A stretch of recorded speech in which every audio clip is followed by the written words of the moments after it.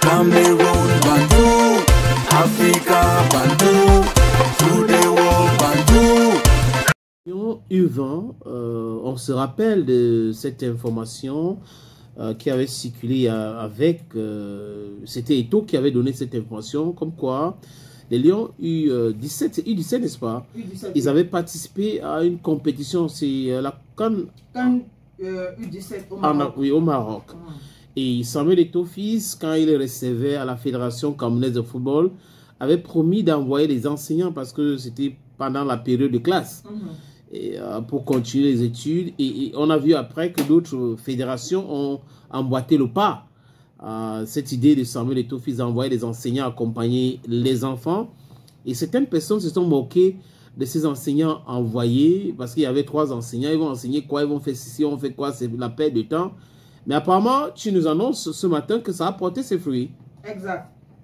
Alors, il faut dire que tous ces joueurs-là qui étaient en classe d'examen, tous les joueurs, pas tous ces joueurs, tous les joueurs qui faisaient partie de l'équipe U17, bien sûr, à la CAN au Maroc et qui devaient naturellement participer aux examens, ont tous réussi. J'ai un problème avec ton micro qui est mal fixé.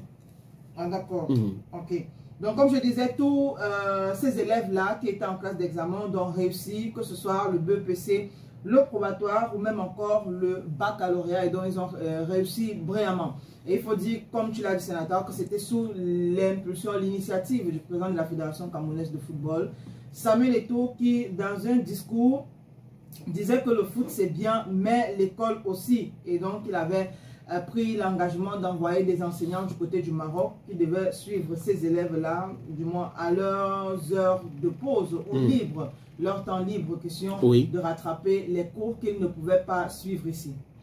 Oui, il a, comme tu le dis, que tous les Lions ont réussi dans leur examen. Donc, on va dire félicitations à tous ces Lions-là. Ils ont démontré encore que aujourd'hui, on parle de sport-études. Ce n'est pas uniquement le sport. C'est pour cette raison que dans les grands centres, les académies de football, on fait les écoles, on fait l'étude en journée et à l'après-midi, on pratique le football. À l'époque, nos parents pensaient, pour nous autres qui sont nés à une certaine époque, pensaient que le football c'était le travail des délinquants et ceux qui refusaient l'école. C'est vrai en plus que la plupart des bons footballeurs à l'époque avaient laissé l'école.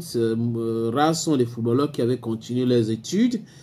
Mais bon, aujourd'hui on voit que les footballeurs sont aussi très brillants intellectuellement et aussi sur le terrain parce que ça s'accompagne. C'est très important. Donc, Eto'o qui a fait, il a joué à un certain niveau, à un haut niveau, il comprend ces choses-là, il voit comment ça se passe, donc il a essayé d'imposer ça à ces bébés lions, donc on leur dit bonne chance. Ils étaient au nombre de à peu près 23, ils ont tous réussi à leur examen. Il s'agit de quoi et quoi et quoi?